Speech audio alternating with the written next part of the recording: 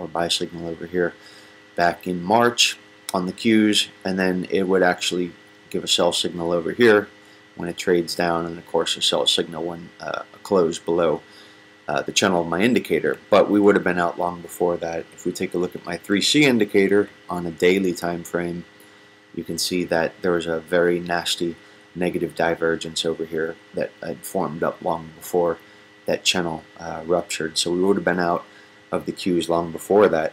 But I just wanted to give you a feeling for what's been going on here. So there's the June high, the Qs falling apart. Now I did a post. My last post on the blog was about QID, and in card playing, there's something called a tell. Everybody has a tell, whether it's they get a good hand and they start to smile, or they blink, or they cough, or they scratch their nose, or whatever. Everybody's got a tell. So for me, the market's tell is the QID and the QLD, or any of the double ProShare Ultras. These guys, for some reason, seem to tell before the rest of the market does. I think because hedge funds and big traders and everything are taking advantage of that leverage in the QID and the QLD over the QQQ. There's enough liquidity in these ultras, not all of them, but especially in the Qs and the IWMs and all that, that I think that their actions and their movement, maybe the hedge funds are in these, and maybe more of the mutual funds are in the QQQs, and they don't move around so much.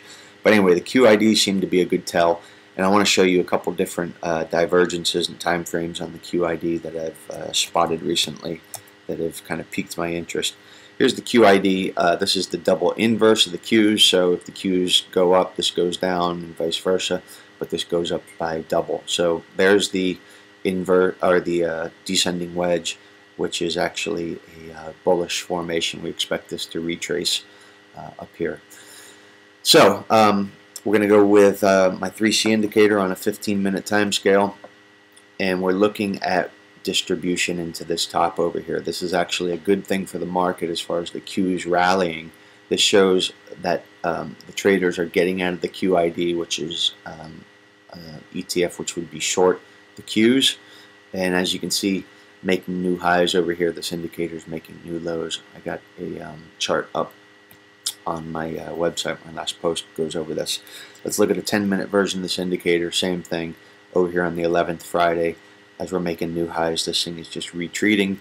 This tells me that what we're seeing up here as this makes new highs is distribution. These traders are getting out into strength while they can. And let's take a look at a 1-minute version over here. And this is a Friday that we're looking at. You can see over here at this high, selling off over here. So, and again, over here on a little bounce attempt, some more selling over there. Let's look at another formulation of the same indicator, 3C. And again, we see the same thing, the new high over here. And distribution on a 60-minute time frame. On a 30-minute time frame, same deal. Very strong all the way through July even. And up here, we see a new high in distribution in the QID. 15-minute time frame, we're working our way down.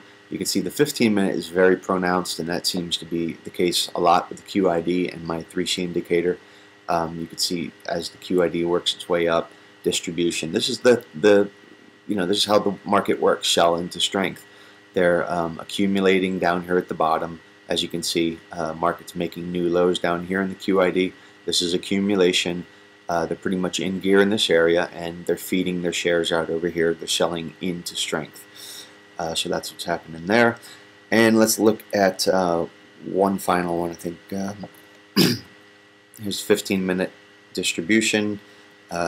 Distribution here in 10-minute and 1 minute.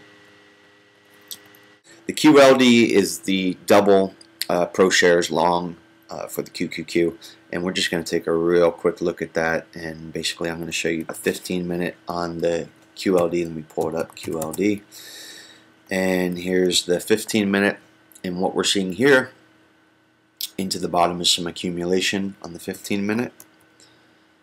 Here's a 15-minute again, accumulation again, right? And here's one more 15-minute accumulation.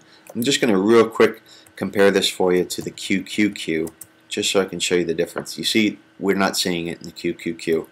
There's another one, the QQQ. I see a little bit here. Actually, that's pretty good. But one more, we're not seeing it. So again, the QID, the QLD, the TWM, UWM, I find it in all these ProShare Ultras. I'm not seeing it in the IWM and the QQQ. But it works out pretty reliably. So find your favorite accumulation distribution indicators, whether it be money stream, time segmented volume, on balance volume, money flow, cumulative money flow, whatever you like to use, and check out some of these ultras and apply the indicators to them and see how they work out, because I think you will be surprised that these seem to give some signals pretty early and pretty strong. So that's it. Brant from TradeGuild.net. Check out the site. Got a lot of great posts up there, and hopefully I'll have some more videos coming at you soon. Be sure to check out all the rest of my videos on YouTube, and I've got some on Rever as well. Thanks. Brant from TradeGuild.net.